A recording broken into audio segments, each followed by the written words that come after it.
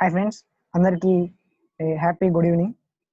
ఈరోజు మనం cell, it structure and functions, బయాలజీలో ఫస్ట్ చాప్టర్ గురించి చెప్తాను, వినండి. ముందుగా మనం లెసన్ గురించి తెలుసుకోబోయే ముందు దాని గురించి ఇంట్రొడక్షన్, అంటే ఆ చాప్టర్లోని ఇంట్రొడక్షన్ మీకు చెప్తాను, అర్థం చేసుకోండి. ఇది ఆల్రెడీ మనం సెల్ అనేది మనం ప్రీవియస్ అంటే 8th క్లాస్లోనే మనం నేర్చుకున్నాం. ఇప్పుడు దాని గురించి మనం ఇంకా దాన్ని సెల్ గురించి ఇంకా క్లారిటీగా నేర్చుకోవచ్చు. సో నేను వెళ్ళే ముందు మిమ్మల్ని ఒక క్వశ్చన్ అడుగుదా. సెల్ అనే దాన్ని ఫస్ట్ గా ఎవరు డిస్కవర్ చేశారు? ఎవరైనా చెప్తారా? Who discovered the cell for the first time? Robert brown. అవును.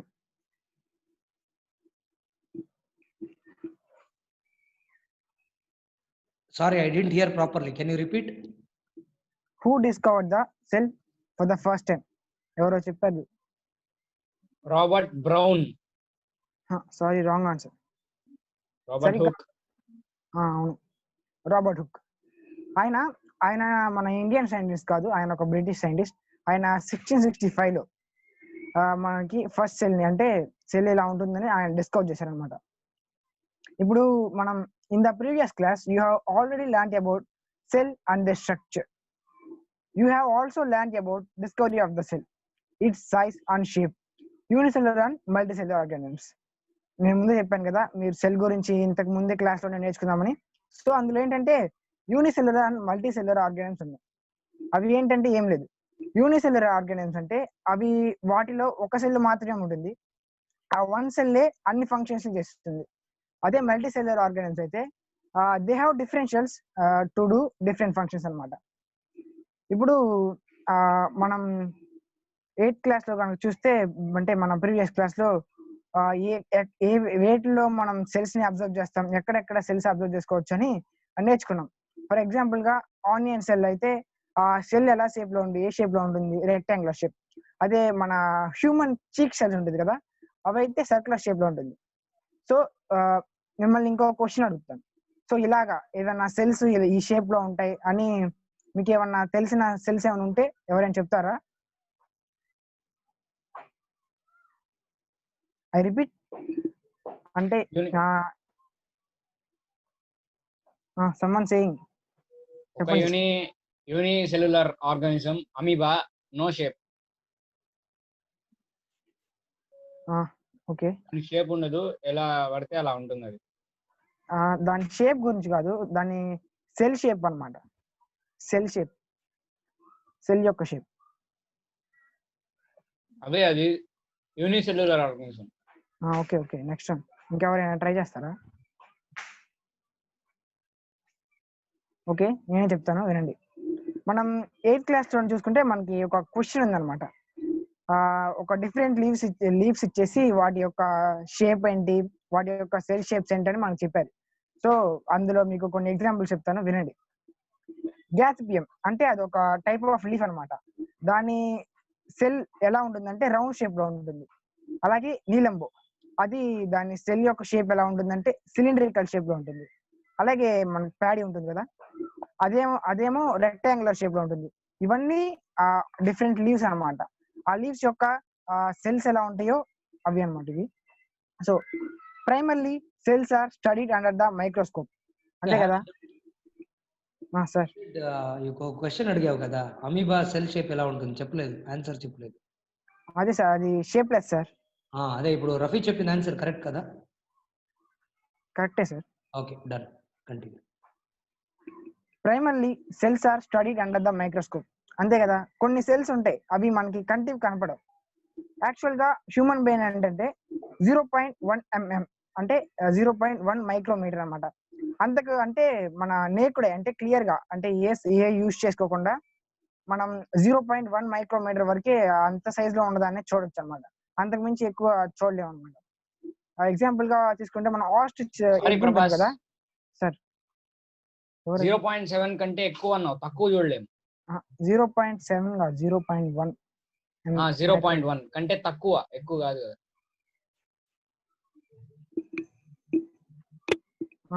Repeat the point. యాక్చువల్ గా హ్యూమన్ ఐ ఏంటంటే 0.1 మైక్రోమీటర్ కంటే మనం దానికి హైట్ చూడలేము అనమాట. అంటే దానికంటే తక్కువ. Again, your network is gone.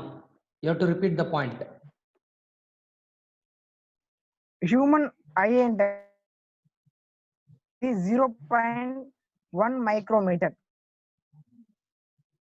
ఇంతవరకే చూడగలం. Again, network gone. We Okay, sir. couldn't hear. Again, network gone. We couldn't hear.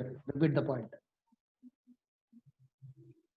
Human I ఏంటంటే 0.1 మైక్రోమీటర్, అంతకంటే ఎక్కువ చూడలేం మనం.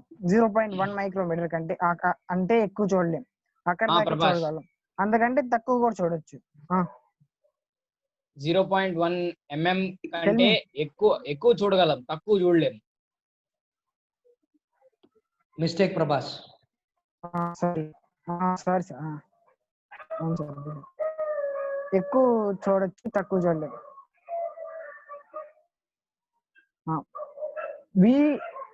When we observe the cell under a compound microscope, we can see some parts like cell wall, cytoplasm, nucleus, chloroplast and the mitochondria. So మనం ఏంటంటే ఏదైనా ఒక object ని కానివ్వండి, ఏదైనా ఒక థింగ్ ని కానివ్వండి, మనం మైక్రోస్కోప్ లో పెట్టి చూస్తే కనుక ఇలా సెల్ వాల్ లాగా, ఇలా cytoplasm, nucleus, chloroplast and the mitochondria, ఇలాంటివన్నీ మనకి ఆ మైక్రోస్కోప్ లో కనబడుతుంది. However, when the same cells are observed under the electron microscope, a few other structures become visible. ఏంటంటే ఇప్పుడు కాంపౌండ్ మైక్రోస్కోప్ అలాగే ఎలక్ట్రో మైక్రోస్కోప్ అని 2 టైప్స్ ఉంటాయి అన్నమాట. మనం కనుక ఎలక్ట్రో మైక్రోస్కోప్ లో ఇవన్నీ చూసామనుకోండి, మనకి ఈ క్లోరోప్లాస్ట్, సెల్ వాల్, అలాగే న్యూక్లియస్, వీటితో కాకుండా ఇంకా ఏమన్నా ఆబ్జెక్ట్స్ ని మనం చూడగలుగుతాం. To study various cells, scientists have been trying to observe cells from different parts of plants and animals, draw their structures, take photo of them and make model of them. These have given valuable information about plants and animal cells. ఇప్పుడు ఏంటంటే మన scientist కూడా ఒక plant లో వాటి cells ఎలా ఉంటాయి, animals లో వాటి సెల్స్ ఎలా ఉంటాయి అని చాలా మైక్రోస్కోప్ లో చూసి మనకు చెప్తున్నారు. సో ఇప్పుడు వాటి గురించి మనం ఒక్కొక్క దాని గురించి మనం తెలుసుకుందాం. సో ఫస్ట్ గా టిపికల్ సెల్. టిపికల్ సెల్ అంటే అవి ఏం లేదు, అది ఒక సాధారణమైన సెల్స్ అన్నమాట. All the organelles shown in the typical plant or animal cell will not exist in every cell. ఏంటంటే ప్లాంట్ లో ఉండే సెల్స్ యానిమల్ సెల్స్ లో ఉండవు, అలాగే యానిమల్ సెల్స్ లో ఉండే కొన్ని సెల్స్ ప్లాంట్ సెల్ లో కూడా ఉండవు అనమాట. For example, chloroplasts are always shown in the typical plant cell, yet all the plant cells do not have chloroplast. ఏంటంటే క్లోరోప్లాస్ట్ అనే ఒక సెల్ ఉంటుంది అనమాట. ఆ సెల్ ఏంటంటే అది కొన్ని ప్లాంట్స్ లో మాత్రమే ఉంటుంది, కొన్ని ప్లాంట్స్ లో అది ఉండదు. They are mostly found in the cells of green leaves, tender stems etcetera. ఆ క్లోరోప్లాస్ట్ సెల్ అనేది ఏ ప్లాంట్ లో ఉంటుందంటే ఎక్కడైతే గ్రీన్ లీవ్స్, అంటే ఏదైనా ప్లాంట్ లో బాగా గ్రీన్ కలర్ లీవ్స్ ఉంటాయో వాటిలో క్లోరోప్లాస్ట్ ఉంటుంది. అలాగే టెండర్ స్టెమ్ అన్నమాట, వాటిలో కూడా క్లోరోప్లాస్ట్ ఉంటుంది. The organelles that feature in most of the cells are included in this model. Organelles అంటే కణాలు అనమాట. అవన్నీ డిఫరెంట్ ప్లాంట్స్ లో ఇలా ఇంక్లూడ్ అయి ఉంటాయి అనమాట. The typical cells provides A way to study cells అనమాట. సో ఈ సాధారణమైన సెల్స్ ఏవైతే ఉంటాయో అవి డిఫరెంట్ సెల్స్ ని ఎలా నేర్చుకోవాలన్న దాని గురించి చెప్తాయి అనమాట. Once we arrive at such a model, we can compare and any cell with it. ఒకసారి కనుక ఆ టిపికల్ సెల్ మోడల్ మనకి అర్థమైతే, అంటే అది ఎలా ఉంటుంది, అది దాన్ని చూస్తే మనం మిగతా సెల్స్ ఎలా ఉంటాయో మనకు అర్థమవుతుంది. సో ఇప్పుడు నేను మిమ్మల్ని ఒక క్వశ్చన్ అడుగుతాను. What common features do you see in both the cells? ఎవరైనా చెప్పగలుగుతారా? అంటే యూనిసెల్యులర్ అండ్ మల్టీసెల్యులర్ ఆర్గానిజమ్స్, వాటిలో డిఫరెన్స్. సారీ టిపికల్ సెల్స్, వాటిలో ఉండే వేరియేషన్స్, అంటే అవి ఎలా ఉంటాయి, ఎవరైనా చెప్పగలుగుతారా? Can you repeat question again? Typical cells అవి వాటి యొక్క ఫంక్షన్స్ ఏంటో మీరు ఎవరైనా చెప్పగలుగుతారా? ఎవరైనా?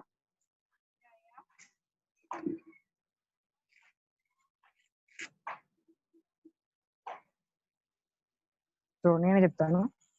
ఇవి ఏంటంటే టిపికల్ సెల్స్ అంటే అవి సాధారణమైన సెల్స్ అనమాట. అంటే ఇవి అన్నిట్లోనూ ఉండవు, అంటే ఉంటాయి. ఇందాక చెప్పారు కదా, ఇవి అనేవి గ్రీన్ లీవ్ సెల్స్ లో మాత్రమే, అలాగే కొన్ని స్టెమ్స్ లో మాత్రమే ఉంటాయని. సో అలా ఉన్నప్పుడు ఏంటంటే ఈ సెల్ అనేది మనలో, అంటే ఇప్పుడు ప్లాంట్స్ ఉంటాయి, అవి ఏం చేస్తాయి, మనకి ఫోటోసింథసిస్ ని అలాగే ఫుడ్ ప్రిపేర్ చేయడానికి హెల్ప్ చేస్తాయి. సో ఈ సెల్ అనేది దాని గురించి, అంటే అలా ప్రిపేర్ చేయడానికి ఉపయోగపడుతుంది. మీరు కనుక పేజ్ నెంబర్ 2 లో టిపికల్ ప్లాంట్ సెల్ అని అక్కడ ఒక డయాగ్రామ్ ఇచ్చారనమాట. అందులో కనుక మనం చూస్తే ఇక్కడ వైలెట్ కలర్ లో రౌండ్ సర్కిల్ చేసి ఒకటి ఇచ్చారు. దాన్నే మనం ప్లాంట్ యొక్క న్యూక్లియస్ అన్నమాట. అది సారీ, ఎవరి దగ్గర టెక్స్ట్ బుక్ లేకపోతే రియల్లీ సారీ, మీరు తర్వాత మీకు పిక్చర్స్ పంపిస్తాను మీకు లేకపోతే. తర్వాత దాని కింద చూస్తే మీరు ఎండోప్లాస్మిక్ రెటిక్యులం అని ఒకటి ఉంది. అది ఇదేంటంటే ఆ టిపికల్ ప్లాంట్ సెల్స్ లో ఉండే అవన్నీ అన్నమాట. సో ఇవి జాగ్రత్తగా అర్థం చేసుకోండి.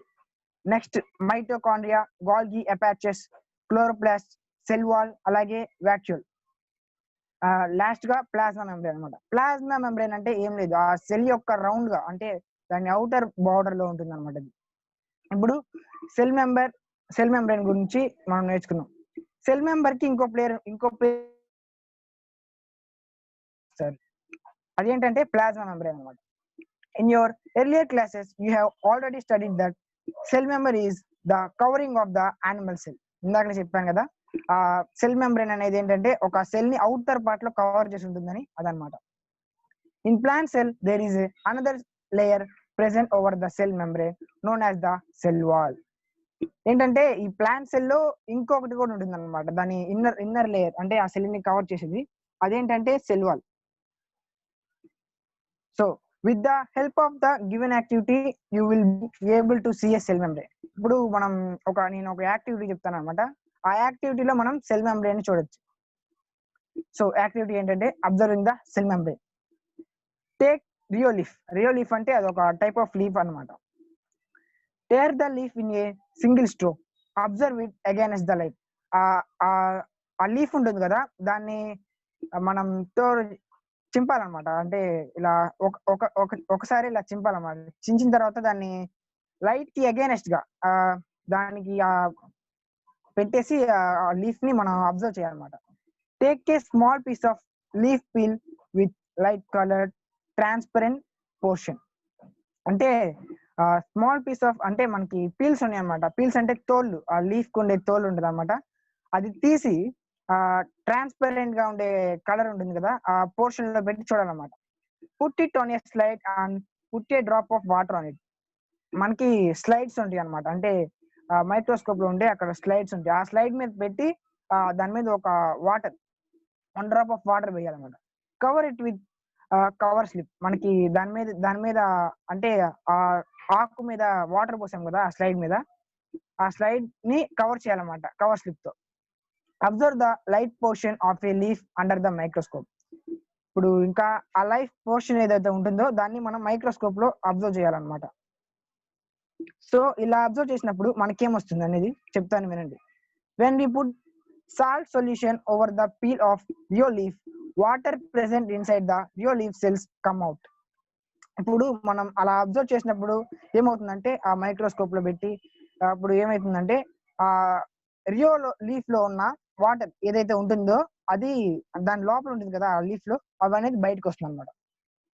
It results in the షింకింగ్ of the cytoplasm along with the cell membrane. అలాగే మనం దాంట్లో సైటోప్లాజం ని అలాగే సెల్ మెంబ్రేన్ కూడా చూడొచ్చు అనమాట. The outer boundary of coloured area is actually the cell membrane are plasma membrane. ఇప్పుడు ఆ లీఫ్ ఉంటుంది కదా, ఆ లీఫ్ ని అలా వేసినప్పుడు ద అవుటర్ కలర్డ్ లేయర్ ఉంటుంది, మనం అక్కడ కలర్ ఏమేమన్నా ట్రాన్స్పరెంట్ కలర్ అని, ఆ కలర్ లో మనం అలా మార్క్ చేసినప్పుడు ఆ మార్క్ చేసిందే సెల్ మెంబ్రేన్, అలాగే దాన్ని ఇంకో పేరుతో పిలుస్తారు ప్లాస్మా మెంబ్రేన్ అనమాట. So, however, we can observe the structure of cell membrane only through an electron microscope. So, మనం ఈ సెల్ మెంబ్రేన్ అనేది ఎలక్ట్రో మైక్రోస్కోప్ లో మాత్రమే మనం దాన్ని చూడగలం అన్నమాట. cell membrane is the flexible and is made up of mainly lipids and proteins. ఈ సెల్ మెంబ్రేన్ ఏంటంటే ఫ్లెక్సిబుల్ అనమాట, అది సాగుతుంది అనమాట, బాగా ఫ్లెక్సిబుల్ అనమాట. దాంట్లో మనకి ప్రోటీన్స్ ఉంటాయి. The cell membrane is the outer most layer of the cell that separates cytoplasm from the external environment. Cell membrane ఏంటంటే మనకి సైటోప్లాజం ఉంటుంది. ఇందాక ఈ పిక్చర్ లో కనుక చూస్తే మనకి ఇక్కడ సైటోప్లాజం ఉంది. ఆ సైటోప్లాజం ని మనకి సపరేట్ చేస్తుంది అనమాట ఈ సెల్ మెంబ్రేన్ అనేది. So this is also known as plasma membrane. ఇందాక చెప్పాను కదా, ఈ సెల్ మెంబ్రేన్ కి ఇంకో పేరు ఉంటుంది, ప్లాజమా మెంబ్రేన్ అని. The cell membrane defines the shape and size of the cell, encloses the cytoplasm and protects it from the external environment. అలాగే ఈ సెల్ మెంబ్రేన్ అనేది ఒక డెఫినెట్ షేప్ అండ్ సైజ్ లో ఉంటుంది అనమాట. అది ఏం చేస్తుందంటే సైటోప్లాజం ని ప్రొటెక్ట్ చేస్తుంది అనమాట. The internal environment of the cell is different from that of out side. ఇప్పుడు ఏంటంటే సెల్ యొక్క ఇన్నర్ లేయర్ ఉంటుంది కదా, ఆ ఇన్నర్ లేయర్ అలాగే అవుటర్ లేయర్ డిఫరెంట్ గా ఉంటుంది. So inside a cell, one finds a very specific composition of various substances which maintain a balance. మనకి ఏంటంటే ఇన్సైడ్ సెల్లో చూస్తే కనుక మనకి చాలా స్పెసిఫిక్ అయిన ఒక కాంపోజిషన్ ఉంటుంది. అదేం చేస్తుందంటే ఒక బ్యాలెన్స్ మెయింటైన్ చేస్తుంది. అది the cell membrane plays a crucial role in maintaining this balance. ఇప్పుడు ఇలా ఆ సెల్ మెంబ్రేన్ ని అంటే ఆ సెల్ ని మనం బ్యాలెన్స్ చేస్తుంది కదా, అలా బ్యాలెన్స్ చేసేటప్పుడు ఈ సెల్ మెంబ్రేన్ అనేది ముఖ్యమైన పాత్ర వహిస్తుంది అనమాట. Any substance entering or leaving the cell can do so only through this membrane. ఏంటంటే ఇది చాలా ఇంపార్టెంట్ లైన్ అనమాట. ఇప్పుడు ఆ సెల్లోకి ఏమన్నా వేరే కణాలు కానీ ఎంటర్ అవుతున్నా లేదా వేరే కణాలు లీవ్ అవుతున్నా అంటే వెళ్ళిపోతున్నప్పుడు ఈ మెంబ్రేన్ అనేది కావాలంటే, ఈ మెంబ్రేన్ ఉంటేనే ఏవైనా సెల్స్ లోపలికి వెళ్ళొచ్చు లేదా ఏవైనా సెల్స్ బయటకు వెళ్ళొచ్చు. The uniqueness of this membrane lies in the fact that it does not allow every substance to pass through it. చెప్పాను కదండి, ఈ మెంబ్రేన్ అనేది అంటే ఏ కణాలు పడితే ఆ కణాలని వాటిని ఎంటర్ చేసుకోమంట. అంటే కొన్ని కణాలు మాత్రమే, ఏవైతే లోపలికి వెళ్తాయో ఏవైతే మనకి మంచివో అవి మాత్రమే తీసుకుంటుంది అనమాట. The exchange of substances to the cell membrane happens very selectively. అది ఎంపిక చేసుకుంది అనమాట ఈ మెంబ్రేన్, అంటే ఆ సెల్ మెంబ్రేన్ అనేది దీన్ని తీసుకువెళ్ళాలని అలాగా అదే ఎంపిక చేసుకుంటుంది. Hence it is known as selective permeable membrane అనమాట. సో మనకి దానికి అప్పుడు దాన్ని అలా ఏమంటామంటే సెలెక్టివ్ ప్రియామబుల్ మెంబ్రేన్ అని కూడా అంటాం దాన్ని. This characteristic of the membrane enables it to control the exchange of substances between the cell and its external environment. So ఈ సెల్ మెంబ్రేన్ అనే దాని యొక్క క్యారెక్టరిస్టిక్ ఏంటంటే అది ఏంటంటే కంట్రోల్ చేస్తుంది ఏ సబ్స్టాన్స్ ని, మనం ఏదైనా అవుట్ గోయింగ్ సబ్స్టాన్సెస్ ని లేదా ఇన్కమింగ్ సబ్స్టాన్స్ ని కంట్రోల్ చేస్తుంది అనమాట. You will learn more about the functions of cell membrane in the chapter plasma membrane. So మనకి ఇంకా దీని గురించి బ్రీఫ్ గా ఎక్స్ప్లెయిన్ చేయాలంటే మనకి ప్లాస్మా మెంబ్రేన్ అని చాప్టర్ ఉంది అనమాట, అందులో మనం ఇంకా క్లారిటీగా నేర్చుకుందాం. So next one, cell wall. This is a unique feature seen in a plant cell. Cell wall అనేది మీ ఇష్టం సార్, ఇక్కడ సెల్ వాల్ చెప్పేసి ఆపేమంటే ఆపేస్తా. ఈ రోజు చాలే. సెల్ వాల్ కి ఎంత టైం పట్టింది? How much time it will take? అది 5 minutes సార్, అయిపోయింది. Okay, finish it. Cell wall మీకు ఇందాక చెప్పాను కదా, సెల్ వాల్ ఇదేంటంటే చాలా యూనిక్ అనమాట ఒక ప్లాంట్ కి. ఈ సెల్ వాల్ లేకపోతే అది సరిగ్గా ఎదగలేదు అనమాట. అంటే ఒక స్ట్రైట్ గా ఇలా ఇంత హైట్ ఉండాలని ఉండలేదు అనమాట. దాని గురించి చెప్తాను వినండి. While the cell membrane acts as the outer layer in an animal cell, in a plant cell there is an extra layer mainly of cellulose outside the cell membrane which is known as the cell wall. So చెప్పాను కదా, cell wall అనేది both అంటే plant సెల్లో ఇంకా animal సెల్లో కూడా ఉంటుంది. అవి ఉంటేనే ఆ సెల్ ఉంటేనే అనమాట మనకి ఆ ప్లాంట్ ఎలా ఉండాలి, ఎలా ఎదగాలనేది తెలుస్తుంది, లేకపోతే ప్రాపర్ గా ఉండలేము అనమాట. సో దీంట్లో ఏంటంటే ఒక ఎక్స్ట్రా లేయర్ ఉంటుంది అనమాట, అదేంటంటే సెల్యులాస్. ఆ సెల్ వాల్ లో ఇంకో లేయర్ ఉంటుంది, అదే cellulose. This is considered to be one of the major differences between a plant and an animal cell. So ఇదే ఒక ప్లాంట్ సెల్ కి అలాగే యానిమల్ సెల్ కి డిఫరెన్స్ అనమాట. అదేంటిది, ఇప్పుడు ప్లాంట్ సెల్ లో అయితే ఎక్స్ట్రాగా ఏముంది, సెల్యులాస్ ఉంది. సో అది ప్లాంట్ సెల్ కి యానిమల్ సెల్స్ కి డిఫరెన్స్ అనమాట. The cell wall is a tough but flexible porous layer that lens A definite shape and the cellulose protection. ఇందాక చెప్పాను కదండి, ఈ సెల్ వాల్ అనేది ఒక ప్లాంట్ కైనా యానిమల్ కైనా చాలా ఇంపార్టెంట్ అని. సో అదే చెప్తుంది. ఇదేంటంటే సెల్ వాల్ అనేది చాలా టఫ్ గా ఉంటుంది, అంటే గట్టిగా ఉంటుంది అనమాట. అలాగే ఫ్లెక్సిబుల్ కూడా. ఇదేంటంటే ఒక డెఫినెట్ షేప్ ని అలాగే ఆ సెల్ ని ప్రొటెక్ట్ చేస్తుంది. Earlier it was believed to be inactive, but now it is considered to be one of the most significant parts of the cell that continuously exchange information with other cells during growth and development.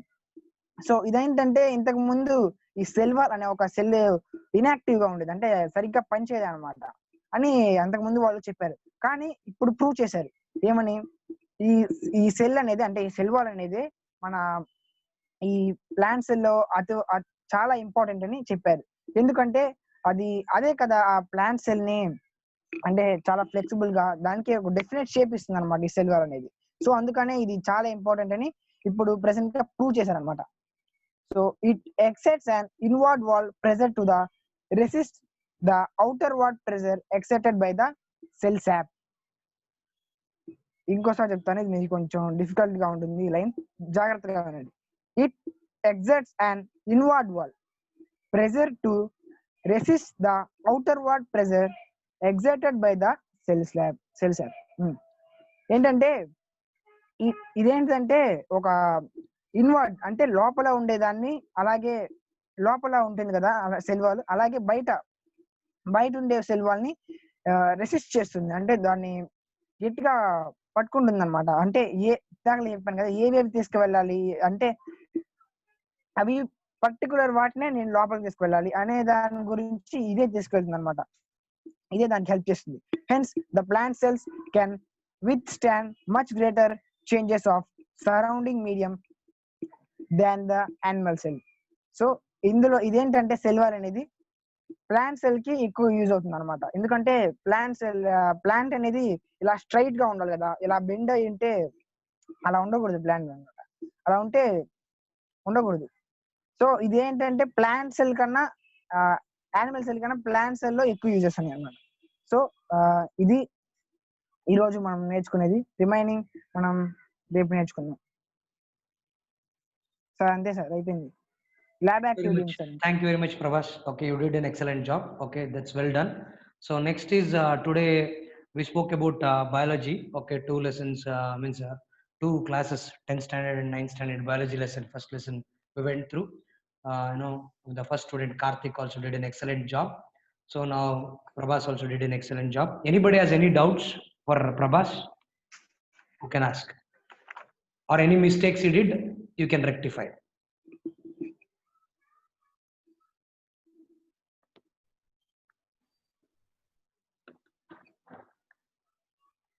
Now next we have Shravanti, to work on the personality development gurinchi, she's going to talk about some quotations. If everything is fine, if the network everything is fine, she's going to explain. Okay, and she's going to take that quotation from her own book, own ga rastuna book. Okay, The Woman, Reflection of Moon nunchi she is going to talk few lines. She's going to explain what is it, which can help you to develop your creativity anamata. Shravanti, it's yours, you can start.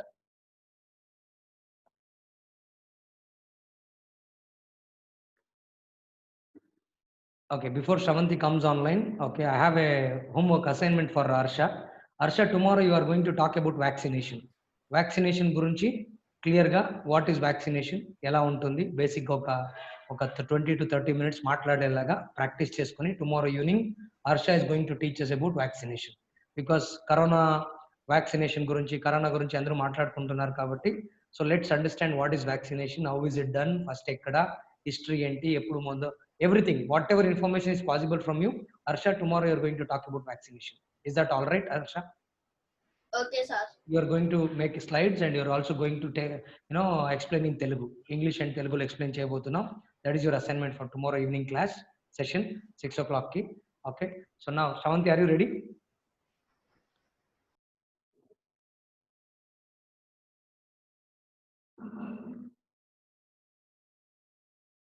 Okay, I think she has some network issue. Before that, I'll just talk to you about very important things which I want to tell you today. Okay, host, can you spotlight my video, please? Mira host, host Mire. Okay, I'll give the host. Okay, I think Shravanti is back. Okay, Shravanti, it's yours. Yeah, start. You're on spotlight. No spotlight. Shravanti, please, you can leave the class if you are not okay with the rules and regulations of AIM Academy. You can leave the class. Okay, I already said you it's getting recorded and it's going to be on YouTube channel. Please do talk.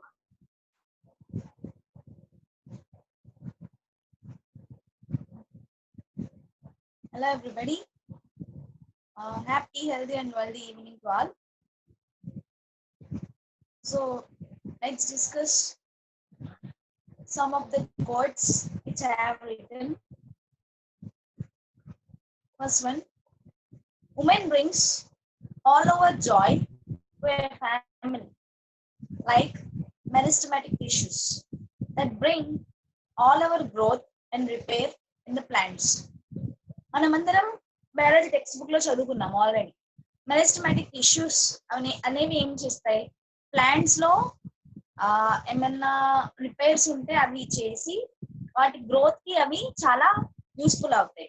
అలానే ఒక women తన ఫ్యామిలీలో ఏమైనా problems ఉంటే వాటిని solve చేసి ఆ family ఇంకా హ్యాపీగా ఇంకా జాయ్ఫుల్ గా అలా ఉండాలని అలా ప్రయత్నిస్తూ ఉంటుంది.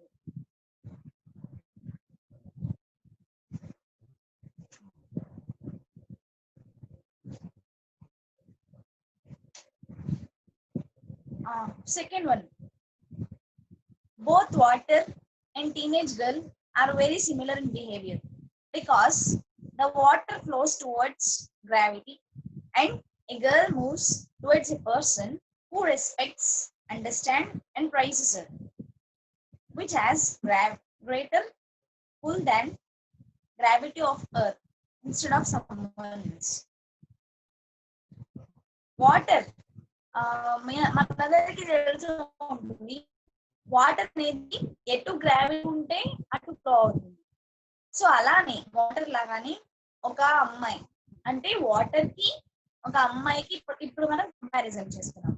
సో వాటర్ యొక్క బిహేవియర్, ఒక ఉమెన్ యొక్క బిహేవియర్ మోస్ట్లీ సేమ్ గా ఉంటుంది. సో ఎలా అంటే వాటర్ అనేది గ్రావిటీ వైపు ఫ్లో అవుతూ ఉంటుంది.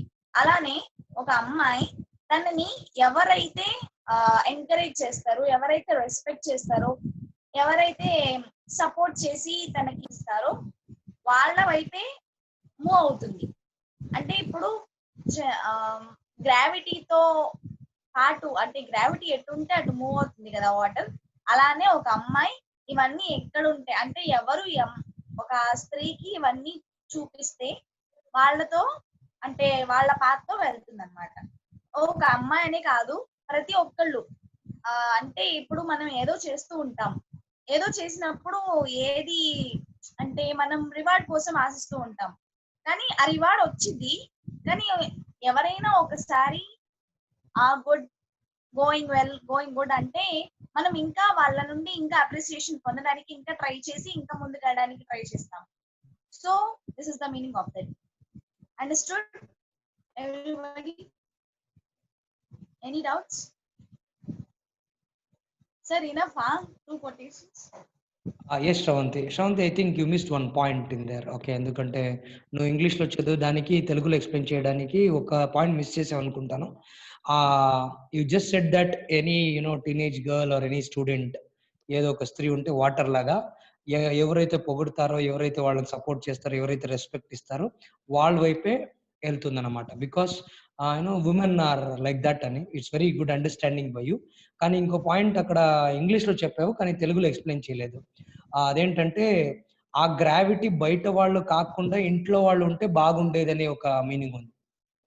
ఇప్పుడు చాలా మంది చెప్తుంటారు, ఓకే టీనేజ్ అమ్మాయిలు అంటే ఓకే వాళ్ళని చాలా జాగ్రత్తగా చూసుకోవాలి, ఓకే బయట అట్రాక్ట్ అయ్యే ఛాన్స్ ఉంది అని మాట్లాడుకుంటుంటారు. ఇప్పుడు బయట అట్రాక్ట్ అవ్వకూడదని నువ్వు రాసావు అనమాట దాంట్లో, రిటర్న్ లైక్ దట్. బయట అట్రాక్ట్ అవ్వకూడదంటే ఫ్యామిలీలో ఎవరో ఒకరు దట్ పర్టికులర్ టీనేజ్ స్టూడెంట్ ని కానీ గర్ల్ ని కానీ అప్రిషియేట్ చేస్తూ వాళ్ళని సపోర్ట్ చేస్తుంటూ ఉంటే గ్రావిటీ ఇంట్లోనే ఉంటుంది, లేకపోతే బయటకు వెళ్తుంది. Is that right? You miss that point. Okay, don't be nervous. You have to just explain properly. Thank you very much. It was a wonderful quotation. Okay. How is it, guys? How is the quotation? To understand women anamata. So to understand women, మీ ఇంట్లో ఎవరైనా teenage girls ఉంటే, స్త్రీ ఉంటే, okay మీకు ఒక clarity వస్తుంది. How you can keep them intact. Correct గా how you can keep them intact అనే ఒక థాట్ మీకు రావాలనే ఉద్దేశంతో Sravanthi has written that. That's a beautiful quotation. Now మీ అందరికీ నేను చెప్పాను torch bearer. How many of you understood what is the meaning of torch bearer? Torch bearer అంటే ఏంటి? The last 20-25 minutes I'm going to take. Okay sir, can you repeat that? What is that? Torch bearer, TORCHBEAR, torch bearer. ఇప్పుడు ఒక్కొక్కసారి మీరు మీ torch light పెట్టుకుంటారు కదా, torch bearer అంటే. Okay torch bearer అని ఎవరిని పిలుస్తారు? What is who is a torch bearer? Who can explain? Sir Prabhas sir, అది ఈ జనరేషన్ వాళ్ళకి నెక్స్ట్ జనరేషన్ లో మార్పు తీసుకురావడం సార్. ఓకే వాళ్ళని టార్చ్ బేరర్స్ అంటారు. Okay actually that is right, but exact గా పాయింట్ గా లేదు. Who can help? Anybody want to participate? Anybody wants to talk about torch bearer? Okay, I will take the chance. Okay so మీరు చాలాసార్లు చూస్తుంటారు, మీరు అక్కడ ఇక్కడ బయట పోస్టర్లు చూస్తుంటే రీసెంట్గా వెన్ ఎలక్షన్ విన్ అయినప్పుడు ఆంధ్రప్రదేశ్లో the honourable chief minister Jagan Mohan Reddy గారి ఫోటోలు బ్యానర్లు అక్కడక్కడ పెట్టి, okay I'm not talking or supporting about any party, I'm just telling you what is it. అక్కడక్కడ చూస్తే టార్చ్ బేరర్ జగన్ అన్న అని రాశారు. What you mean by that torch bearer? Observe చేస్తుంటే టార్చ్ బేరర్ అంటే ఎవడి చేత టార్చ్ ఉంటుందో వాడే టార్చ్ బేరర్. టార్చ్ ఎవరు పట్టుకుంటారు? ఫర్ ఎగ్జాంపుల్ ఇప్పుడు నలుగురు మనం నడుచుకొని వెళ్తూ ఉంటాం, చీకటి ఉంటుంది, ఆ చీకటిలో వెలుగు చూపించేవాడే టార్చ్ బేరర్ అన్నమాట. వాడి చేత టార్చ్ ఉంటుంది, వాడు టార్చ్ పెట్టుకుంటాడు, మనం ఏం చేస్తాం, మనం వాడిని ఫాలో అవుతుంటాం ఆ వెలుగులో. సో ఇక్కడ today what I want to talk to is, మీలో స్టూడెంట్స్ ని నేను టార్చ్ బేరర్ అవ్వండి అంటే ఎందుకు చెప్తానంటే, హ్యూమన్ బీయింగ్స్ లో ఉన్న ఒక గొప్ప విషయం ఏంటంటే ప్రతి దానికి, ప్రతి ఒక్క సమస్యకి, ప్రతి every step of our life we always look for alternatives చూడటం అంటే మనిషికి మాత్రమే. ఫర్ ఎగ్జాంపుల్ ఈరోజు మన ఇంట్లో గ్యాస్ స్టవ్ అయిపోయింది, ఎలా వండటం?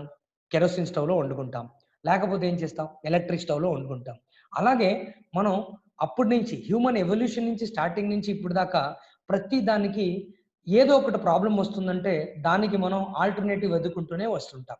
ఇప్పుడు మన corona lockdown, COVID-19 situation face చేస్తుంటాం, correct or not? We're getting lot of problems. అందరూ ఏం చేస్తున్నారు, వాట్ ఈస్ ద ఆల్టర్నేటివ్ అని వెతుకుతున్నారు. వాట్ ఈస్ ద ఆల్టర్నేటివ్ అని అన్ని రంగాల్లో వెతుకుతున్నారు. కానీ ఒక్క విషయంలో, let's an example, I will take one example. ఇప్పుడు రీసెంట్ గా Indian government banned TikTok, అవునా? చాలా మంది యువకరాలు what they used to do, TikTok ban చేసినప్పుడు దే వర్ గెటింగ్ డిసప్పాయింటెడ్.